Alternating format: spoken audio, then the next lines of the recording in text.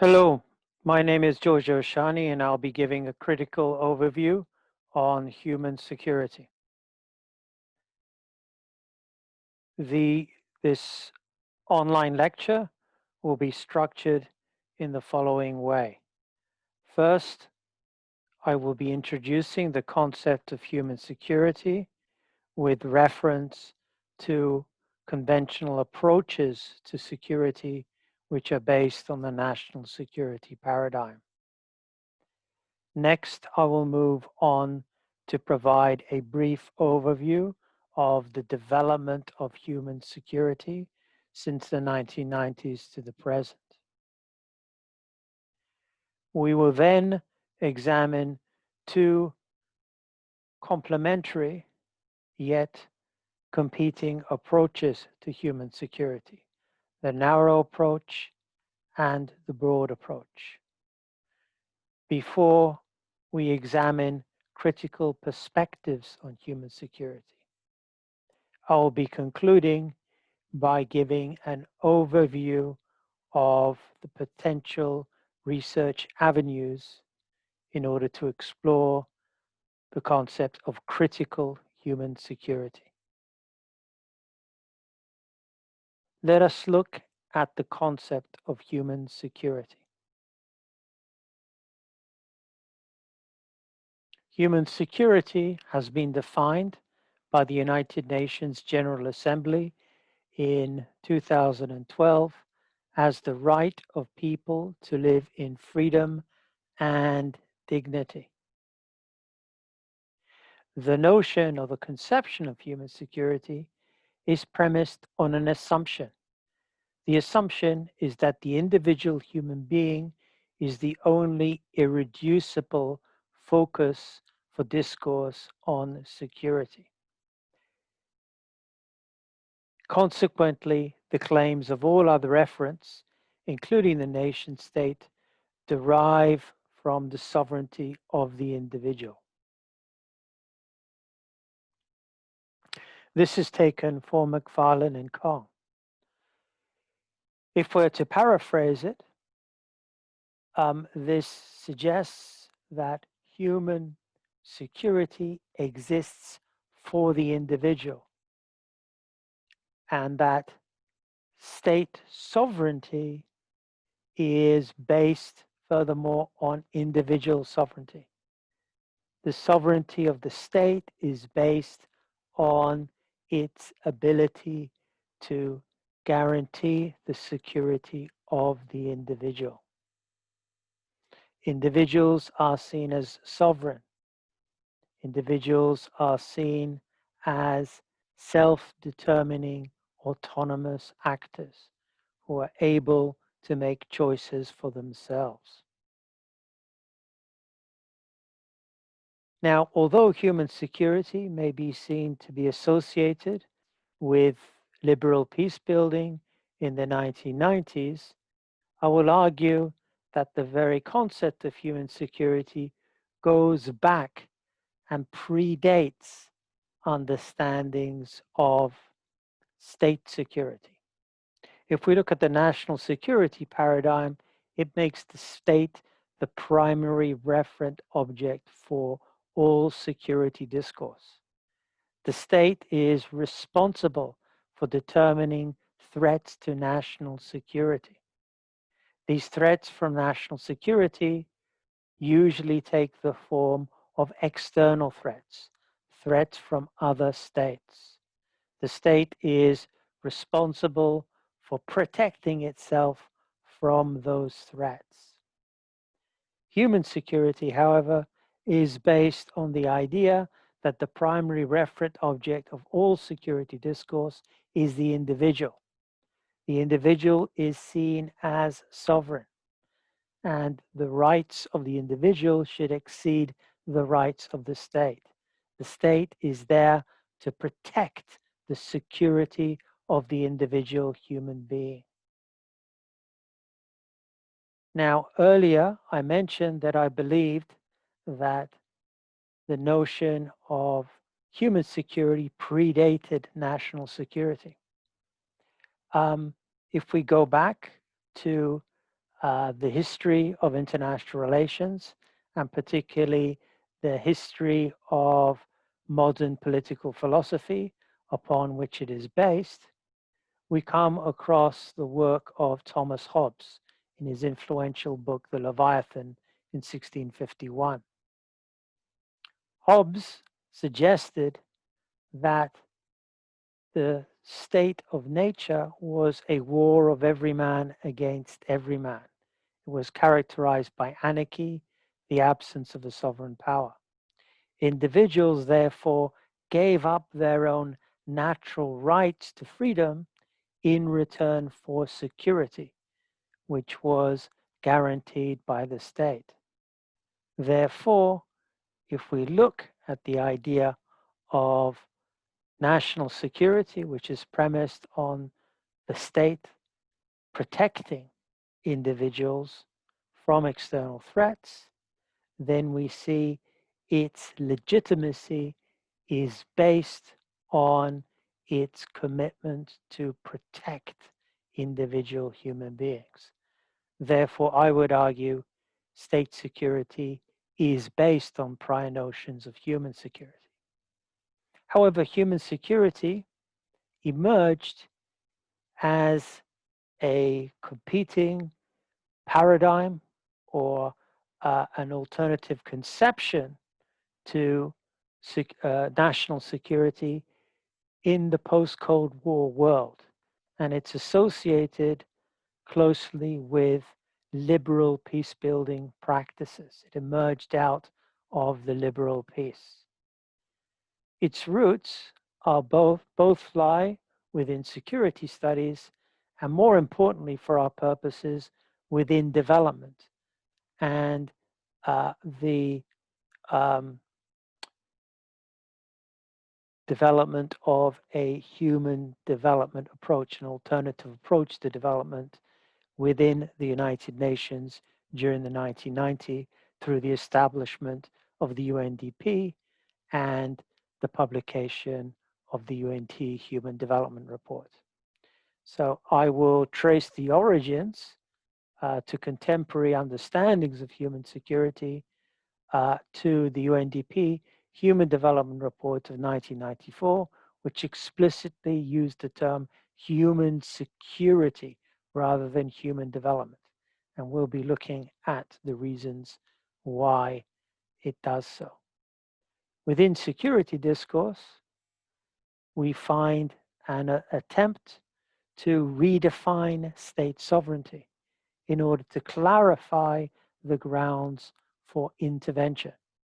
We find this in the International Commission for State Sovereignty, which was appointed by the United Nations, and their final report in 2001, which made the case for responsibility to protect, which argued that state sovereignty was dependent upon its responsibility to protect the people who lived in its territory.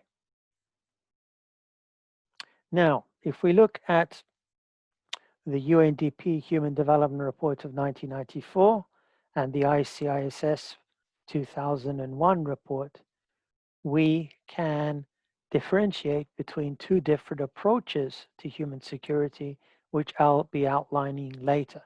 These can be seen as the broad approach to human security, which is grounded in notions of human development, and the narrow approach to human security, which is grounded in approaches of negative peace. However, the Commission on Human Security Now 2003 report attempted to bring together the narrow and broad approach in a comprehensive document.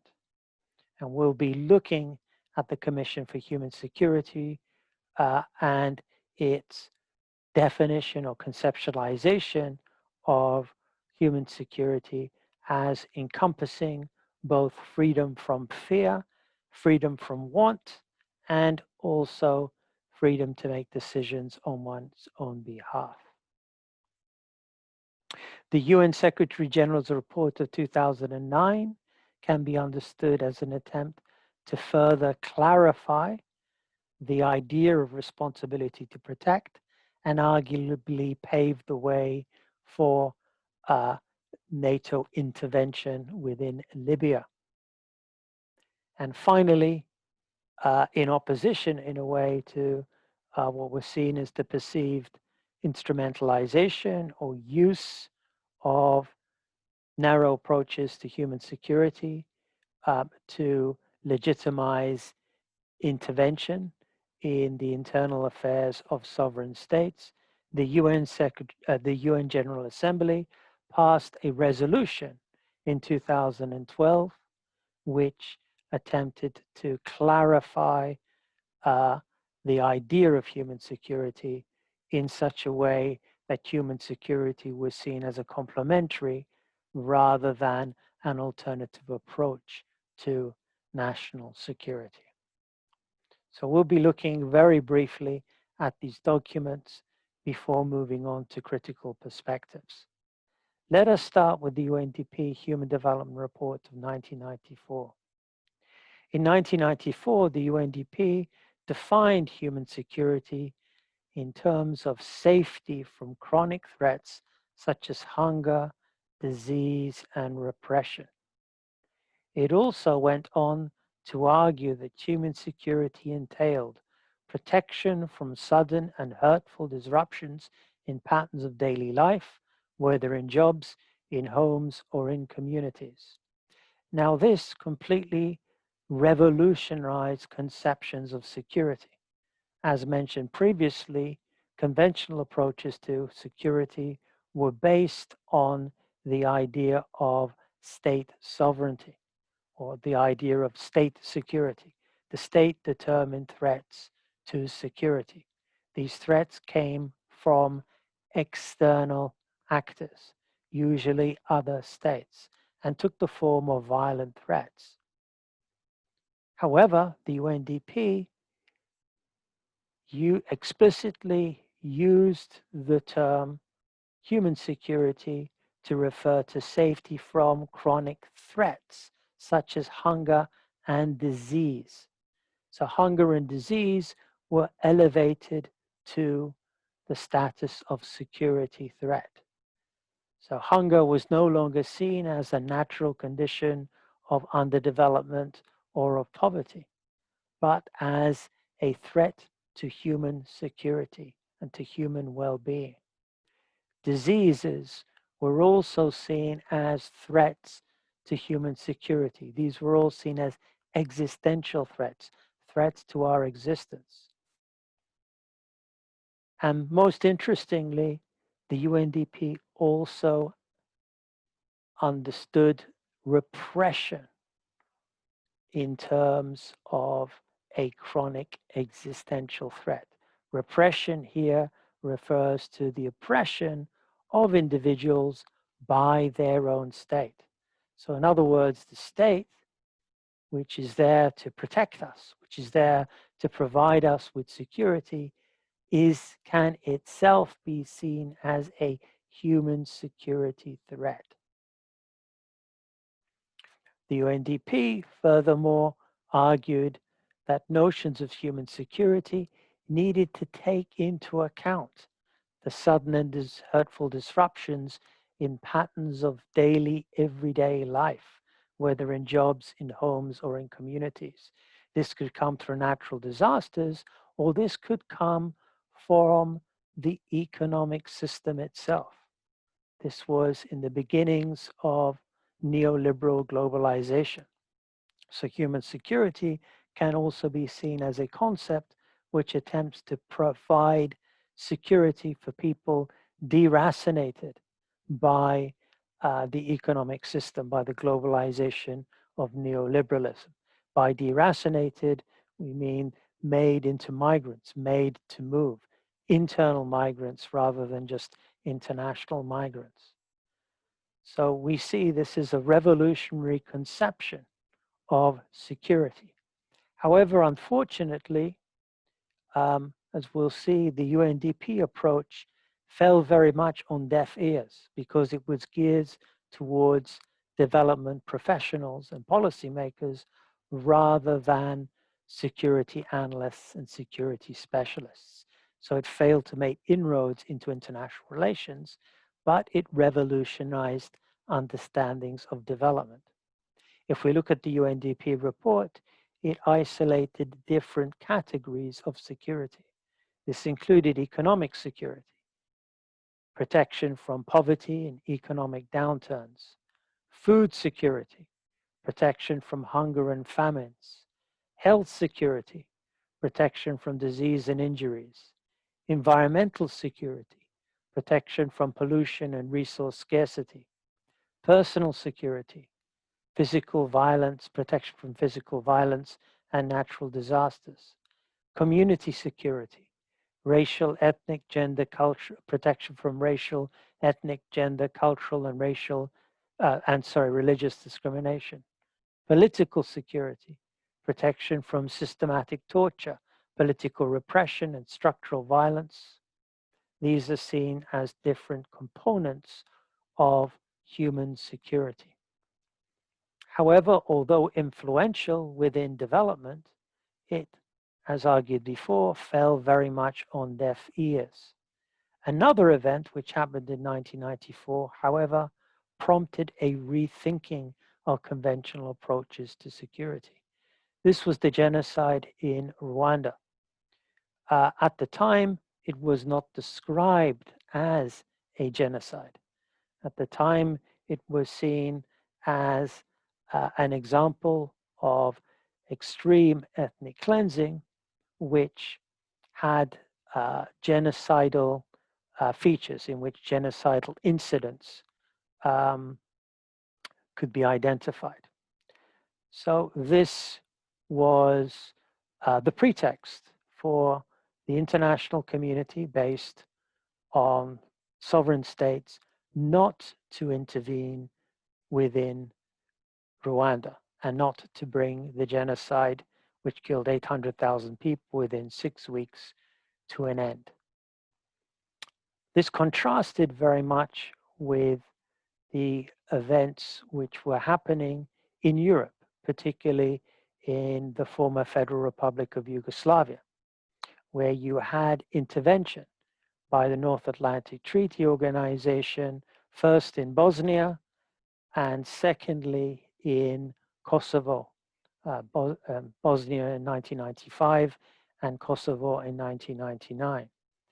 Now, the intervention in Kosovo happened without the express consent of the United Nations Security Council. So it was in contravention of international law. However, there was a widespread feeling that although illegal according to international law, it was in fact legitimate because it aimed to stop the ethnic cleansing of ethnic Albanians by the mainly Serbian Yugoslav People's Army.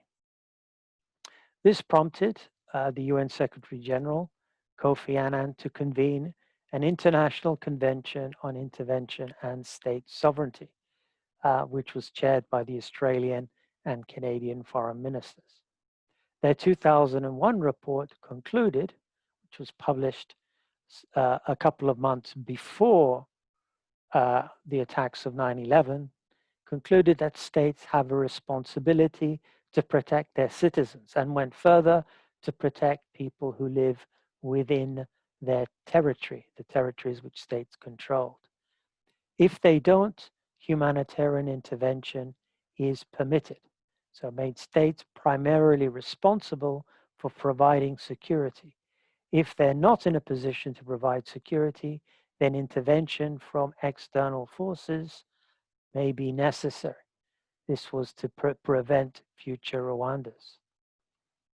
Now, in 2009, there were more attempts made to clarify the grounds for intervention through the UN Secretary General Ban Ki-moon's report in 2009 implementing the responsibility to protect, in which he isolated 3 pillars of responsibility to protect. Firstly, the protection responsibilities of the state. the state was seen as responsible for protecting the people who live within its territory. Secondly, international assistance and capacity building. This meant when the state was not in a position to provide security, particularly states within post-conflict areas, there should be international assistance and building up of capacities, particularly security sector reform, so they will be in a position to provide security for the people who live within the territory which the states control. If, however, a state is able but unwilling to provide security for all the people which live within the area which the states control, then a timely and decisive response by the international community was considered, henceforth considered to be legitimate. And indeed, this formed the pretext for the UN Security Council support for a no-fly zone over Libya under United Nations Security Council Resolution 1973, which basically prevented the Libyan government from using its own airspace to bomb rebel held territories in Benghazi in the north of Libya from Tripoli. This precipitated intervention from the North Atlantic Treaty Organization, NATO, which unilaterally decided to implement this no-fly zone. Now, the two conceptions of human security, which I've introduced you to, were not in conversation with each other until the convening of the Commission for Human Security Now report in 2003, which was chaired by Amartya Sen. Amartya Sen is seen as the Nobel Prize winning economist who pioneered the concept of human development, and Sadako Ogata. Sadako Ogata was formerly High Commissioner of the UNHCR, the High Commissioner for Refugees, and became president of the Japan International Cooperation Agency, JICA, as well as being a former faculty member of my university, International Christian University. So Ogata had used the concept of human security in order to widen the brief of the UNHCR in order to protect IDPs, displaced peoples who did not qualify for refugee status. So this was an attempt to bring the two conceptions of human security together. And indeed, the Commission for Human Security report, Human Security Now, defined the human security as protecting fundamental freedoms, which included freedom from fear, freedom from physical threats, and freedom from want, freedom from hunger.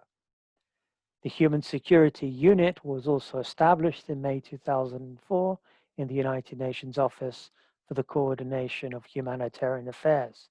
So we can see that the human security became institutionalized within the UN system. However, we had to wait till 2012 before the United Nations General Assembly comes up with a resolution which institutionalizes the concept of human security.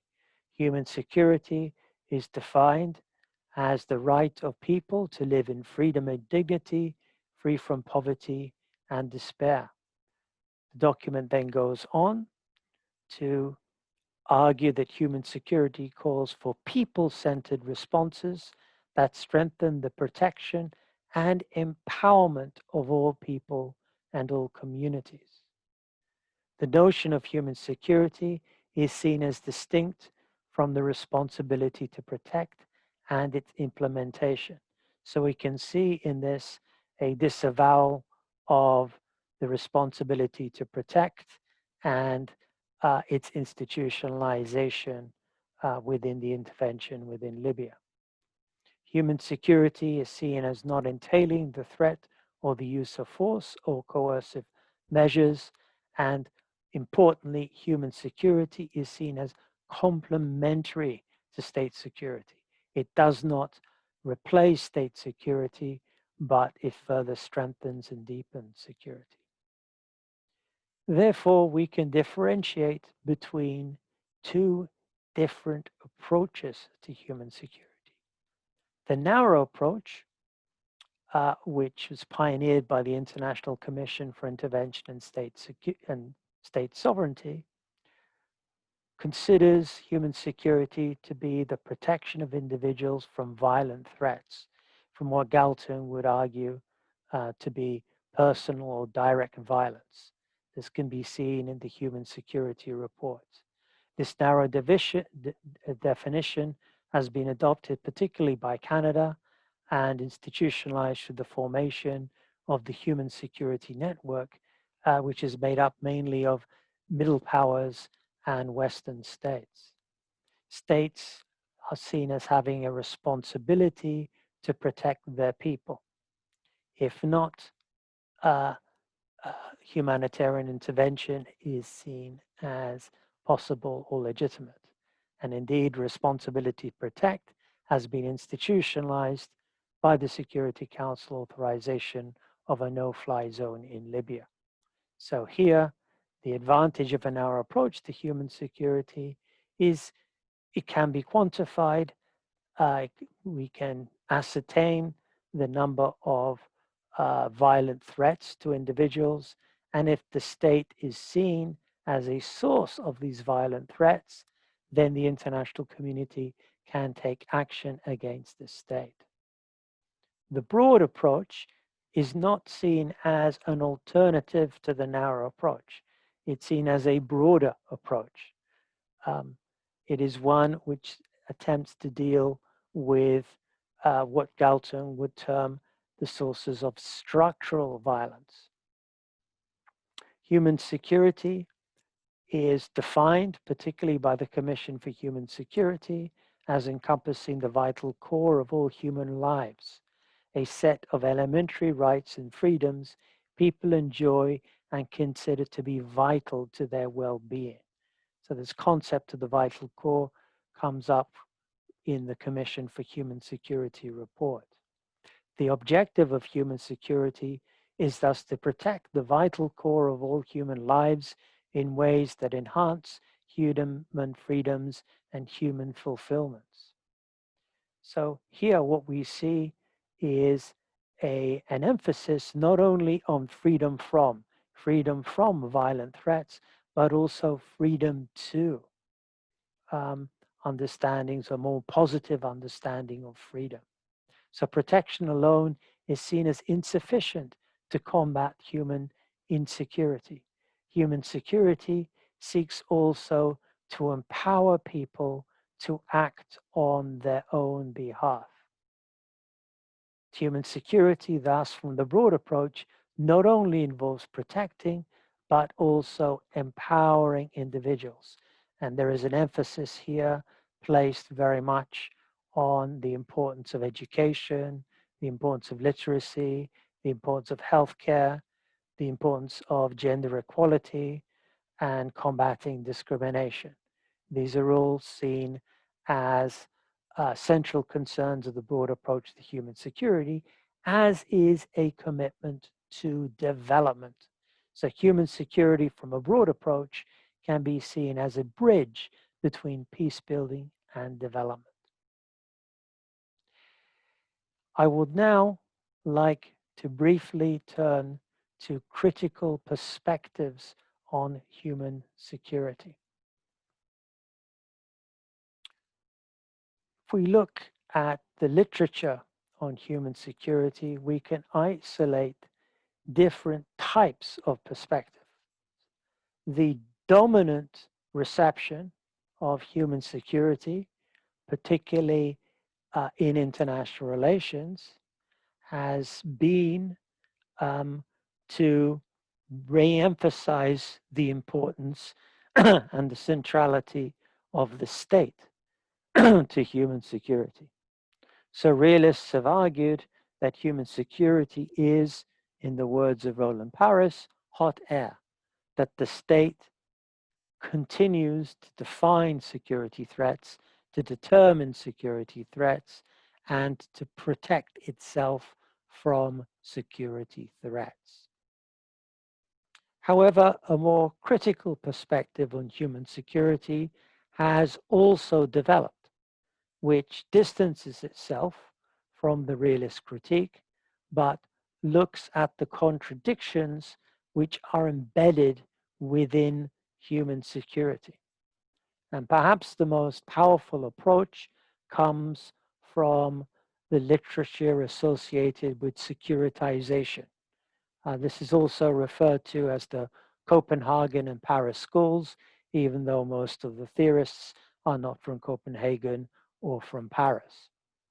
However, the hallmark or the central feature of this approach is a deployment of the concept of securitization. So rather than seeing human security as humanizing security by making the individual human being the main referent object of security, what securitization theory argues is that actually human security securitizes everyday life. It makes the individual human being an object of security discourse, an object to protect. And in so doing, it allows the power of the state, or allows the state to intervene in the everyday life of the individual.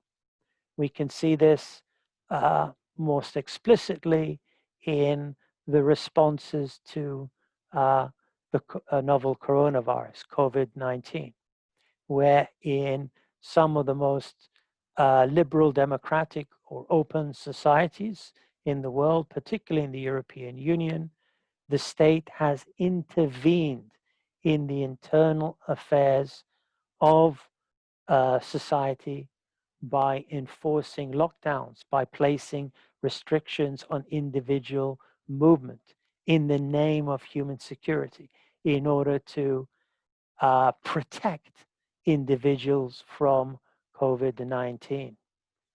We've also seen the deployment of new forms of technology through search and trace devices, which can be used to trace those who have been infected with COVID-19, which again can be seen as a further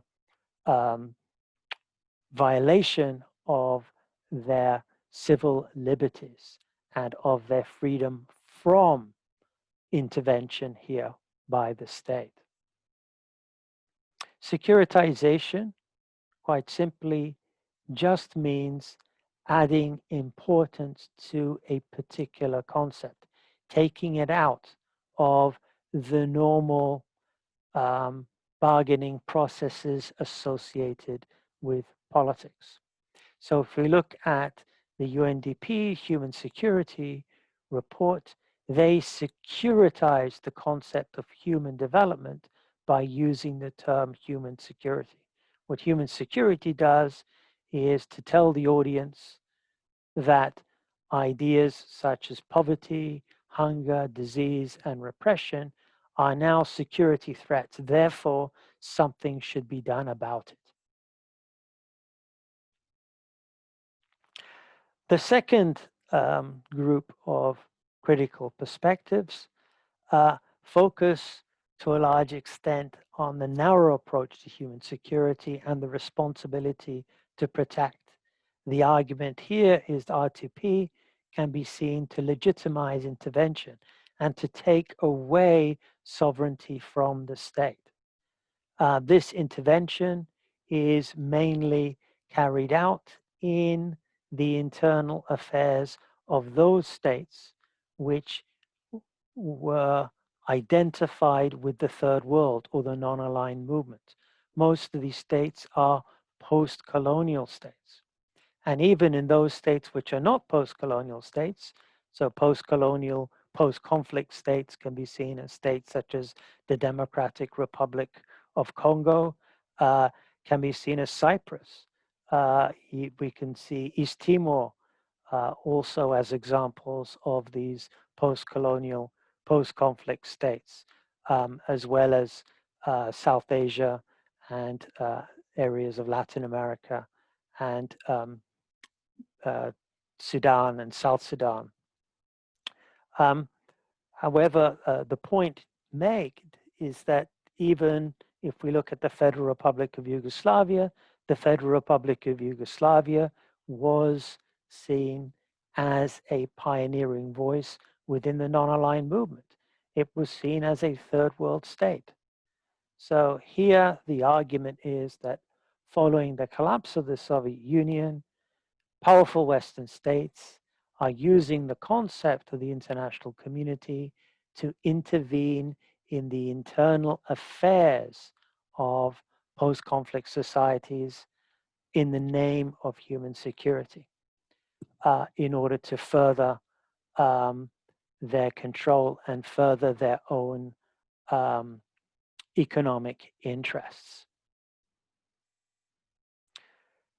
This ties in with the concept of globalization.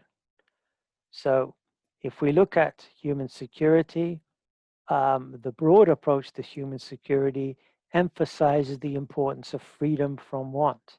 And indeed, freedom from want can be seen as a contributory impulse which led to the formation of the Millennium Development Goals, and particularly Millennium Development Goal number 1, which sought to halve world poverty.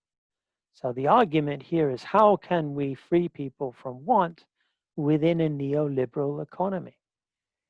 So if we look at the contradictions in human security, the main contradiction is it seeks freedom from want within an economy which is set up to reward profit, not to satisfy human basic needs. So this is a contradiction which is within the heart of human security. This emphasis here on freedom from want without calling for a fundamental reorganization or restructuring of the world economy. And finally, this is a critique which I have been associated with. Critical perspectives of human security argue that there are other ways of being human rather than just experiencing being human as an autonomous, self-determining individual.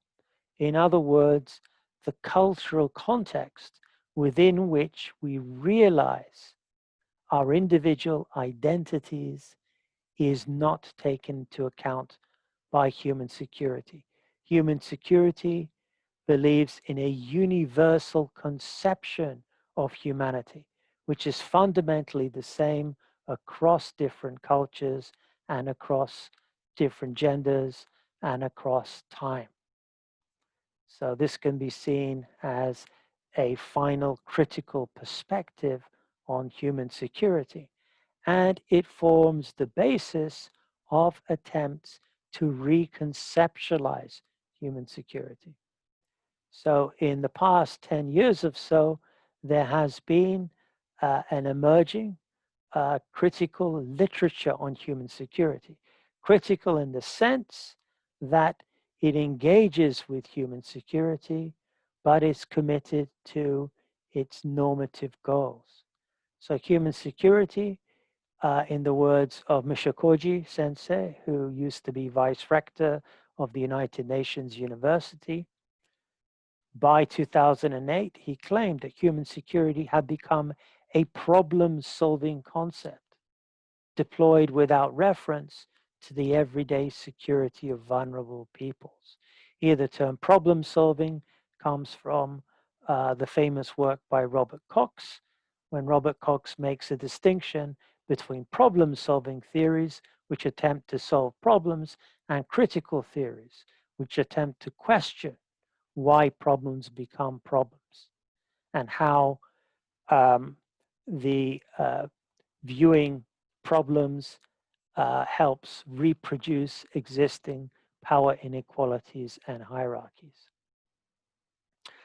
This led a group of us to attempt to articulate a critical human security paradigm in the introduction to the book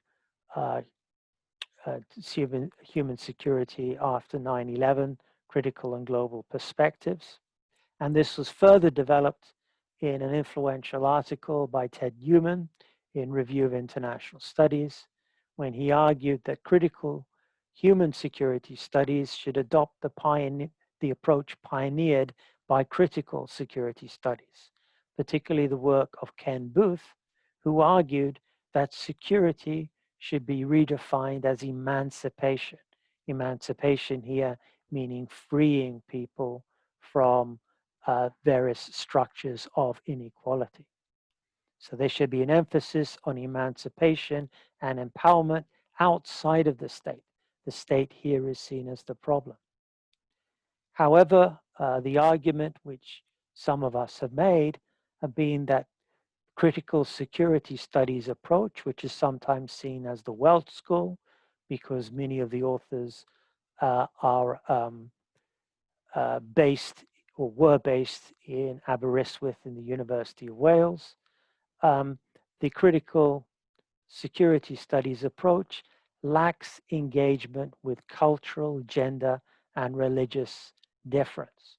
So what critical security approaches, studies approaches do is they assume that everybody wants to be free, and they assume that freedom means the same thing to every human being, that freedom here is universal, and that freedom can be achieved irrespective of the cultural and religious context in which individuals live and relate to one another. And if we look at Maria's critical feminist approach, the argument here is that some humans are more humans than others, that the human security approach is based on a gendered understanding of what it is to be human. And this also can be applied to the critical security studies approach, which seeks to redefine security as emancipation. Okay, thank you very much for listening to the lecture. If you are interested, I would advise you to read chapter 3 of my book, Religion, Identity, and Human Security. Thank you for listening.